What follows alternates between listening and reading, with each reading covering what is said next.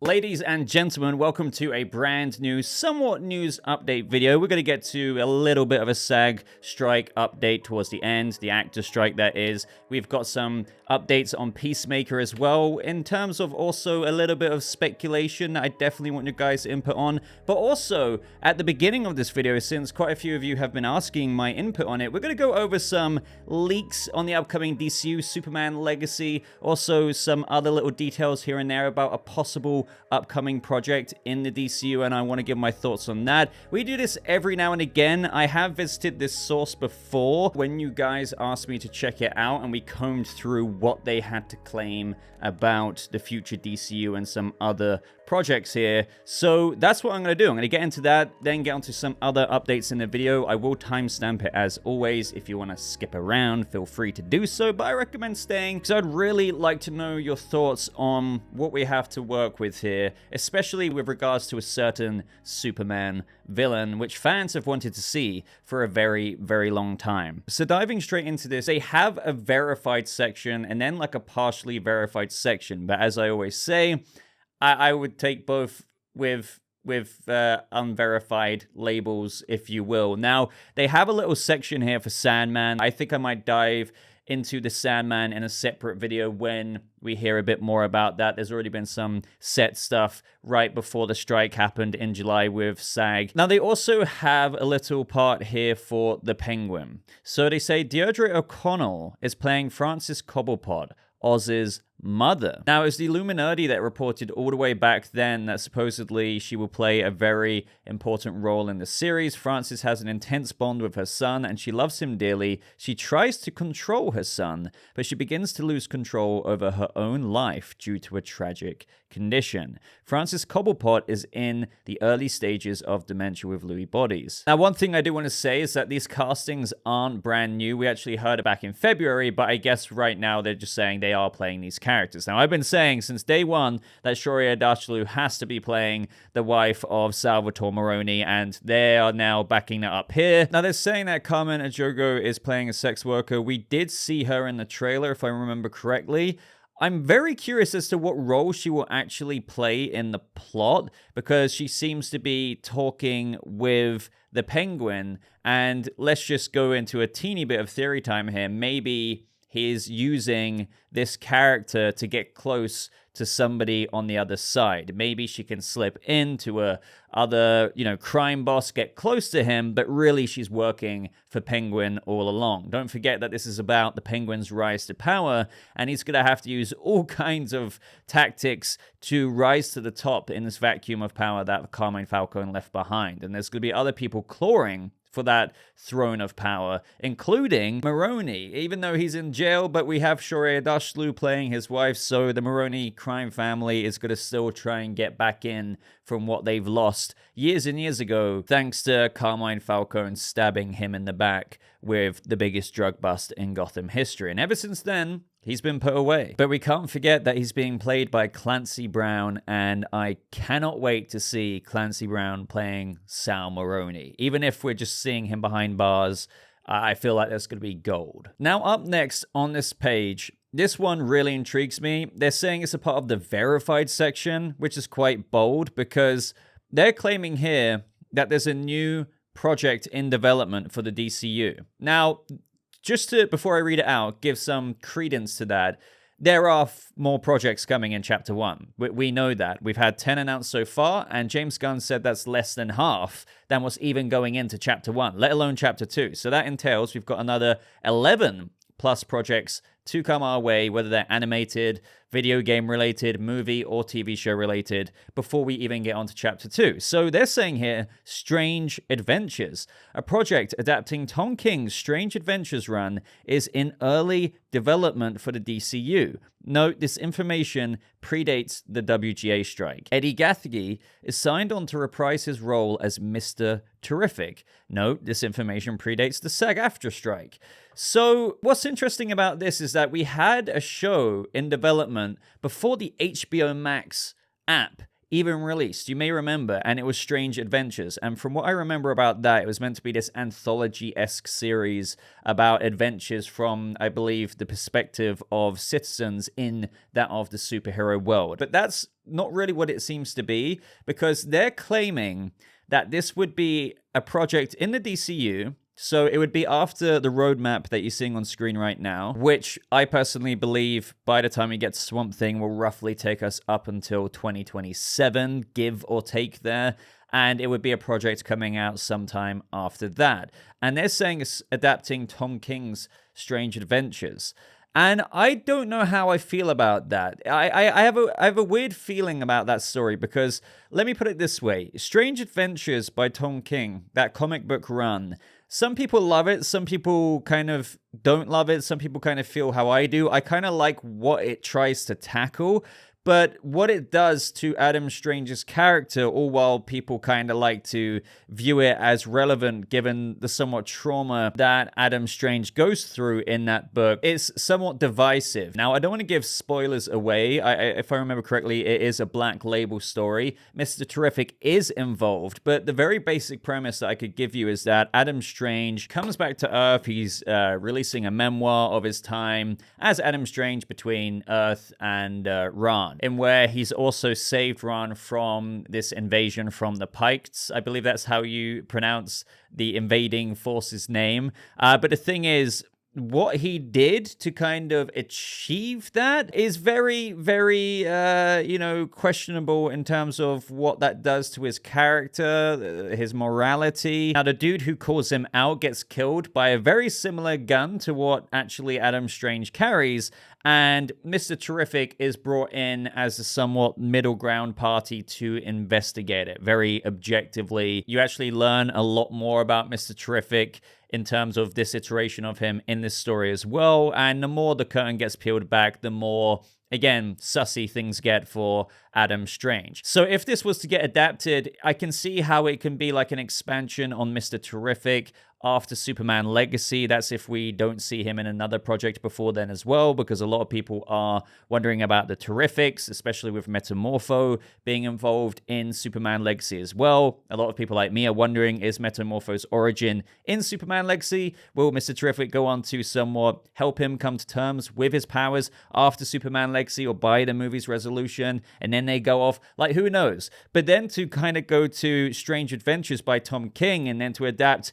I don't know, Adam Strange as more of like a veteran Adam Strange who's done some very questionable things, I don't know how that would sit with existing comic book fans of the character. I think to new fans, it could be an interesting story. It would also very much so expand the universe beyond just Earth as well, which is really cool, because we can't forget, that's what the DCU aims to do. We're going into outer space as well. So going to Ran and getting into freaking alien invasions of Ran, and then how that also links back to Strange and his ties to Earth, that would be super cool. Let me know if you're familiar with that story and the way that somewhat paints Adam Strange. Let me know your thoughts on that. Again, grain of salt. I know they're claiming that they verified this rumor, but again, it's all unverified in my mind. But I love talking about it anyway. And bookmark this in your head just in case something like this does come to fruition. So finally, let's now get onto the partially verified section, which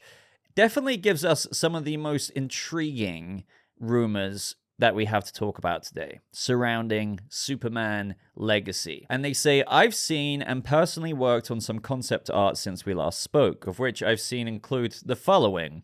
Now, this is where things get weird. Maybe you love it, I don't know. Jor-El.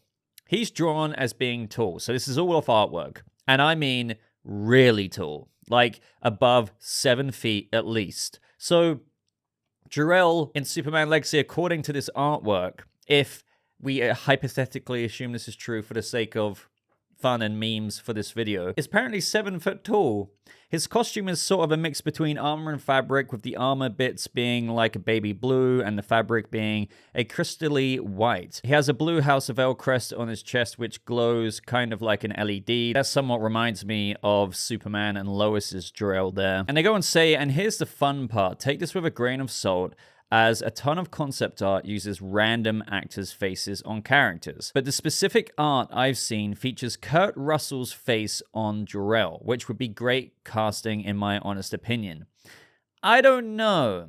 I mean, I know people will probably think, that could make sense. Kurt Russell has worked with James Gunn before. Maybe he does see him as Jor-El. And it's just, again, with this, it's the kind of thing where I'm like, I don't know. I feel like I would need to see it to believe it and also to maybe love it. But in my imagination, like, even though I know this is a rumor and could totally not be true at all, as I keep emphasizing, even when I try and imagine this one being real, I don't know, like a 7-foot tall Jor-El, is that just because he's a hologram and he's bigger, or are they actually portraying Kryptonians on Krypton as 7 foot, and because Clark Kent landed on Earth, even though he has superpowers, he doesn't achieve the height of 7 feet because Earth is different from Krypton? I really don't know what they're going for there, if this is true. But let's just say, as I always say, hypothetically assuming this is true, that could be fake, even though Kurt Russell's face is on it, because as the source is claiming here, they could just be using random actors' faces for the sake of concept art. That is actually a thing that does happen sometimes. It doesn't mean that actor is going to play that character. It's just for a reference point. Up next, they say, oh, here's a fun one. I've seen a concept art for what appears to be a Brainiac drone. Now, this doesn't outright confirm that Brainiac is in the movie, but he at least has some sort of presence. The drone's appearance is nothing of note, just a generic gray robot with green highlights. The reason I'm led to believe it's a Brainiac drone is because it features Brainiac's signature headpiece thing on its forehead. So yeah, interesting stuff. My thoughts on Brainiac in the DCU for David Corenswet's Superman is that, don't get me wrong, I would love to see that, but it feels to me that I don't know if David Corenswet's Superman, of whom isn't an origin, but he's not a veteran, so in my head I imagine him to be like around 3 years into his career by the time we pick up with Superman Legacy. I don't know if he should be going up against Brainiac right away, or even Bizarro. I feel like maybe the villain, I don't know what the threat of the movie is. Maybe it's like a mixed bag of things. Maybe Lex Luthor is really going to be revealed to be the man behind the curtain, but the actual physical threat was something else, like, I don't know, Metallo or Parasite or what people were suggesting. It made sense for me when it came to Henry Cavill's Superman. Like the next Man of Steel 2, the next Henry Cavill Superman movie tackling Brainiac. We've seen Henry Cavill for a while. We were going to go on to his next project, and that would have been Brainiac. But to start off there for a new Superman, granted, you could argue to me that it could knock it out of the water and it could be a really cool spectacle thing, and maybe this is why you've got Hawk Girl, Mr. Terrific, Guy Gardner's Green Lantern in there and everything like that to kind of go up against Brainiac. But I still feel like it would be wiser, believe it or not, and feel free to disagree with me, to save Brainiac for the future. But as this person says here, it doesn't mean that Brainiac is outright like in the movie. It just could mean that Brainiac has a presence. Now, I would really dig that. So if what this person is saying here is true, if the plot is still mostly about something else, but you see little Easter eggs or like foreshadowing for the future for Brainiac's appearance, that would be really cool if pulled off very well, very discreetly, and it could introduce a larger threat coming into the DCU that maybe even Superman wouldn't take on alone. But let me know your thoughts with regards to Brainiac as David Corenswet's villain and how you would want that to be tackled. And then lastly, they say Jimmy Olsen. Basically the same as I've said before, but now interestingly with Skylar Gazondo's face added into the art. Like I said, we use actors' likenesses for a ton of concept work, but I'm inclined to believe the Skylar is actually Jimmy here due to everything we've heard. Note, after independently corroborating details with this user, the mod team feels more confident in this source's quality. However, due to the limited scope of their claims so far, none have been officially confirmed yet. And yeah, to be fair, Skylar's casting for Jimmy Olsen seems to be a thing that has been talked about for quite some time now, so this could be one of those things that, even though, again, none of this is confirmed, that could end up actually being true, because we are getting Jimmy Olsen. We're still awaiting that casting announcement after the SAG strike is over. I wouldn't be surprised if Jimmy Olsen was actually one of the first castings to be announced, alongside Lex Luthor and whoever else. We're getting like Perry White and other characters, Jonathan Kent, hopefully, Martha Kent, all of that good stuff. So we're going to have to wait and see if the Jimmy Olsen thing is true. And obviously, as when it comes to me covering leaky and rumory stuff, all of this, we don't know if it's true, but I had fun talking about it anyway. So let me know your thoughts. Obviously, as I always say, take it with a grain of salt, but also indulge in it. Have fun with speculation. Let me know what you would seriously think if any of this, if you were to apply it to be true in the DCU, how would you feel? But now we've got some Peacemaker updates, and you may be like, okay, we know we're getting Peacemaker Season 2, but there's something here which, is very, very interesting, and I would love to know, as I always say, your input, because I'm genuinely thinking, okay, what could be going on here? So James Gunn has begun writing Peacemaker Season 2 officially. Somebody on Instagram said, Season 2, please, and he replied, writing it now. Now you may be like, oh, but isn't he working on Superman Legacy? Yes, but don't forget that James Gunn, as we went over in the previous video, in between the writer's strike, the actor's strike, he couldn't really do too much. I mean, the script for Superman Legacy had already been written, Creature Commandos as well, so what he could do is directing. Now, obviously not like directing the film in the traditional sense, because they can't shoot it, but that's not the director's only job. So he spoke a little bit about that. So he's been doing a lot of storyboarding, really preparing how the movie is going to look that way, and I talked about how that excites me, because sure, he would have done this anyway, but he's had this whole time during the strikes to really envision what that's going to look like, and now he's like doubled, tripled, quadrupled down on that because of this extra time that he's had. And now that the writer's strike is over, but SAG, the actors, Screen Actors Guild, are still striking, hopefully to end any day or week now, which we're about to get into. Now I can start writing Peacemaker Season 2, at least until, I can really start ramping up Superman Legacy again. Now, this is when a fan asks, how is this Peacemaker Season 2 gonna work? Like, how's this gonna work, continuity-wise, considering Season 1 is smack dab in the DCEU? And James Gunn said, you'll see in the show. Now, I'm going to pair that with another post with this user saying, will Season 2 of Peacemaker take place in a new DCU/new continuity, or will it at least be addressed? And he says yes. So it will be taking place in a DCU as we know. I don't get why people are still asking that. And he says yes to it being addressed. So, like, it's going to be... I don't think I'm reading too into this. Like, he's saying Peacemaker going from the DCEU to DCU will be addressed in some way. Now, let's get into that for a second. I've said I don't really see how this is even a question that should really be asked. I know we're going into a new universe, but it's still not technically a hard reboot because we are getting some actors play their previous characters. Like Viola Davis is still playing Amanda Waller in the DCU. We have John Cena's Peacemaker, Freddie Stromer's Vigilante stay on as their characters. So the way I always looked at it is that, for the most part, Season 1's events in the new continuity of the DCU could have still taken place with the Butterfly Invasion and all of that. It's just that you might retcon some things, like the Justice League appearing at the end of Peacemaker Season 1. You would pretend that never happened. But now maybe when we see Peacemaker Season 2, I'm not saying this would be like a huge thing, but maybe there's got to be a line from one of the characters that references that something's a little bit different right now. I don't know how that would happen with one of the normal characters, because it's not like they're a speedster and they're kind of remembering the previous timeline, even though that can fade from a speedster's mind in a new timeline. I don't know, but some people are suggesting that Batmite could be a part of that, which sounds ludicrous, I know, from the get-go, but technically Peacemaker did somewhat canonize Batmite in Season 1 with John Economou, Steve Agee's character, saying and dropping the line of Batmite, saying that he's an interdimensional 2-foot-tall imp who's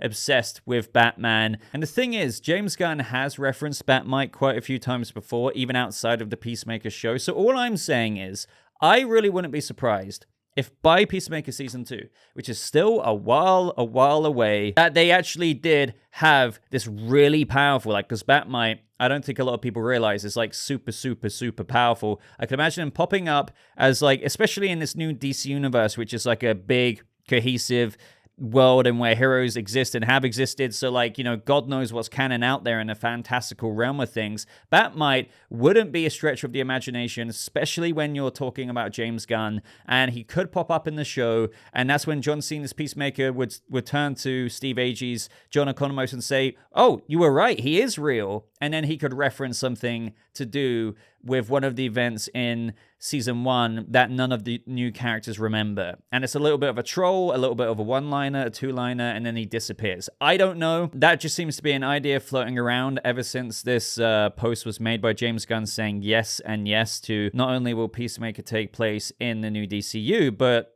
that it will also be addressed. So it could just mean being addressed that they're going to acknowledge an event from season 1. So all that simply means is that some continuity is being kept. So they'll reference the butterfly invasion. So fans should understand, oh, that's just something that happened in the DCU's continuity as well. Or it could be something more crazy, more meta, with Batmite popping in from a different dimension, being like, oh, yeah, the things are a bit different here. You know, you also dealt with this in the and they're like, wait, what?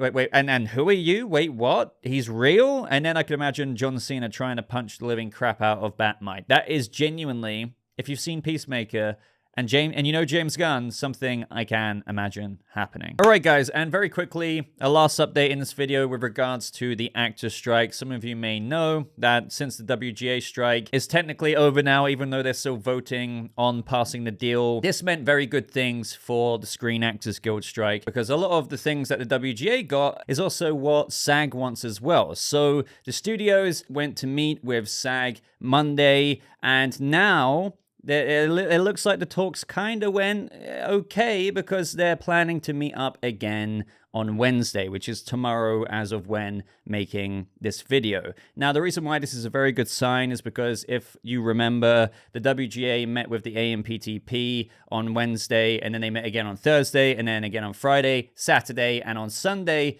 they met the tentative agreement for their new deal. Now, it looks like, and hopefully, the studios just really want their actors to get back to work. They want the industry to get back to normal. They've sorted out the WGA with their strike. They've given them a deal. Now they've turned to SAG, the Screen Actors Guild. They've met with them yesterday, and now they're meeting with them again Wednesday. They're probably ironing out the creases. Sure, their demands are a little bit different from the WGA, even though most of them are somewhat similar. So this is nothing but good news in terms of a deal should hopefully be reached, or a tentative agreement, if you want to be technical, reached this week between SAG and the AMPTP. And then basically all of this will be over within a few weeks, because then SAG-AFTRA would have to do the same formalities of voting like the WGA is doing right now. But as I've said before, and I'll say it again, by Halloween or before, quite before, if things go well this week, things would be getting back to normal, and actors in the industry would just literally catapult up like a freaking rocket. Everything would be just starting again. So things seem to be on the up and up, guys. The industry is going to be back to booming business before you know it, hopefully.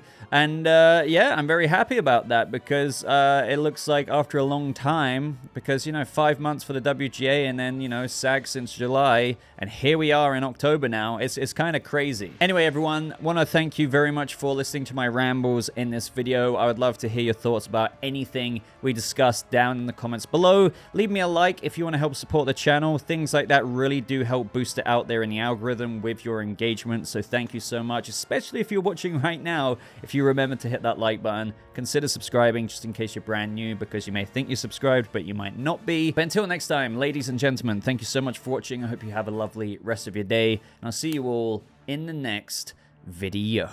Goodbye.